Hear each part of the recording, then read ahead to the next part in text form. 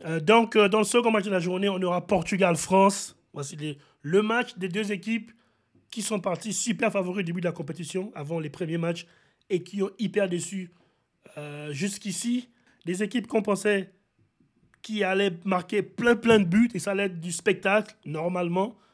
Jusqu'à là, on était déçus. Pas trop de buts. Le Portugal a d'ailleurs marqué beaucoup plus de buts que la France, mais quand même, on s'attendait à mieux de ces deux équipes. Donc, ça peut être un match qui peut partir dans tous les sens. Ça peut tranquillement finir 0-0, prolongation, tir au but. Comme ça peut aller dans tous les sens, et on peut avoir beaucoup de buts. J'espère qu'on verra un super beau match avec plein de buts. Alors, même un 3-2, ce serait bien. Un 4-2, ce serait bien. Allez, un 3-1, ce serait bien. Au moins, j'ai envie de voir des buts. Je ne vais pas aller en prolongation. Un 0-0, ça va faire chier. Le Portugal sort d'une prolongation d'ailleurs des tirs au but contre la Slovaquie. La Slovénie. Slovénie. Oui, la Slovénie de Jan Oblak. Et là, la France est normalement un peu plus reposée que le Portugal. Mais bon, après, c'est pas un truc de ouf. Mais quand même, il faut tenir ça en tête que le Portugal a joué jusqu'au tir au but. Peut-être qu'ils seront un peu paumés. Et que la France, ça peut les avantager. Si le match va aussi aux prolongations, les Français sont un peu plus frais que les Allemands. Mais à part ça, regarde le tête-à-tête des deux équipes. Jusque-là, la France, totale dominance sur le Portugal. La France a gagné 19 matchs. Ils ont fait 3 matchs nuls. Et le Portugal a gagné que 6 matchs. 52 buts pour la France, 31 buts pour le Portugal. Donc, l'histoire dit que la France gagne toujours les matchs contre le Portugal. Parce que voilà, 19 victoires contre 6. Excusez-moi, c'est même pas un derby en fait. C'est même pas une rivalité. Mais par contre, la dernière grande victoire du Portugal contre la France, c'était en France, à l'Euro 2016. En finale, les Portugais ont battu la France à domicile. Donc, même si historiquement la France a toujours dominé le Portugal, normalement ils ont le seum. Les Français devraient avoir le seum et ils ont envie de se venger d'avoir perdu la finale chez eux. Voilà, il y a ça comme enjeu. Bon, déjà une demi-finale contre enjeu, comme enjeu. Celui qui gagne une demi-finale. Mais en plus, il y a le seum que les Français devraient avoir parce qu'ils auraient pu être champions d'Europe et champions du monde. Et le Portugal leur a fait ça à la maison. Donc, il y a un peu un enjeu extra dans ce match. Donc, je vais dire, à part ce que l'histoire nous enseigne, parce qu'après, les stats, c'est bien beau, mais bon, les stats, c'est ce qui s'est passé dans le passé. Les stats, c'est pas forcément ce qui va se passer demain. Est-ce que le Portugal a plus de chances que la France? Je pense qu'individuellement, les deux équipes se valent. Le Portugal est un peu mieux structuré au niveau des individualités.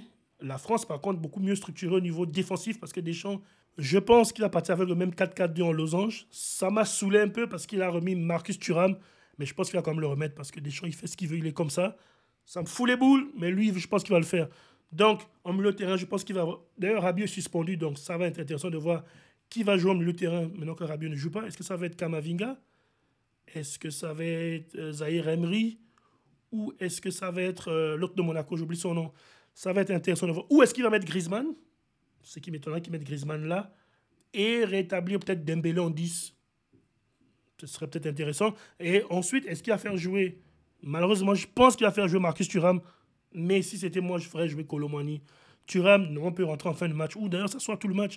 Fait jouer Colomani ou Giroud. Voilà. Mais bon, on soupçonne que les gens vont faire jouer voilà, son piston, le joueur le plus pistonné de la galaxie, Marcus Thuram, avec Mbappé en attaque.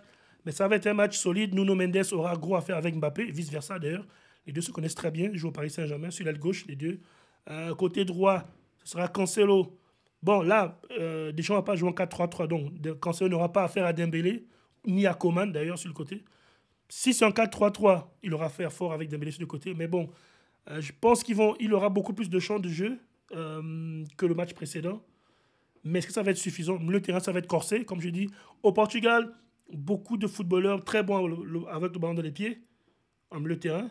Bruno Fernandes, Vitinha et Paulinho. Et du côté de la France, on aura soit Chouameni, N'Golo Kanté, comme je disais, Zahir Emery ou Youssouf Fofana, voilà, c'est le nom que j'oubliais, de l'AS Monaco. Donc ça va être un milieu de terrain super costaud pour la France. Et du côté portugais, un milieu de terrain assez équilibré avec Palinha qui va jouer costaud, qui va jouer dur. Vitinha très bon avec balle au pied.